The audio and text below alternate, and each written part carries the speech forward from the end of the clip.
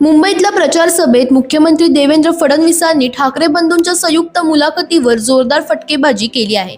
मी टोपी फेकली होती पण ती संजय राऊतांनी थेट दोघांच्या डोक्यात घातली अशी खोचक टिप्पणी करत फडणवीसांनी निशाणा साधला। फडणवीस म्हणाले, मी कोणाचंही नाव घेतलं नव्हतं, पण ठाकरे बंधूंची मुलाखत झाल्यावर संजय राऊतांनीच ठरवलं कोण कन्फ्यूज आहे आणि कोण करप्ट आहे। मी टोपी फेकली, अधोरेखित मात्र संपादक साहेबांनीच केलं असा टोला त्यांनी लगावला। मुंबई कोणाला कळते या मुद्द्यावरही फडणवीसांनी सवाल उपस्थित केला। हिंदू हृदय सम्राट बाळासाहेब ठाकरे यांचा जन्म मुंबईत झाला नव्हता, तरी मुंबईची नाडी त्यांना सर्वाधिक कळत होती असं सांगत फक्त मुंबईत जन्म झाला म्हणजे मुंबई समजते हा दावा त्यांनी फेटाळला।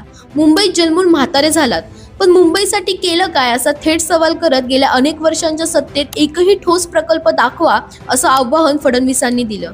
मुंबई घडवणाऱ्यांमध्ये सांगली, कोल्हापूर, विदर्भ, मराठवाड्यातून आलेले लोक होते। डॉक्टर बाबासाहेब आंबेडकर, अण्णाभाऊ साठे, अमर शेख यांचा जन्मही मुंबईत नव्हता हे उदाहरण देत मुंबई ही कर्मभूमी आहे, जन्मभूमी नाही असं त्यांनी ठणकावून सांगितलं।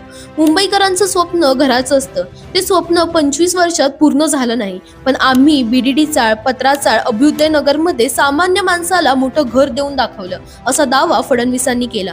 फडणवीसांची फटकेबाजी योग्य की राजकीय पलटवार, तुम्हाला काय वाटतं आम्हाला कमेंटमध्ये नक्की सांगा आणि इंडिया लीडरला फॉलो करायला विसरू नका।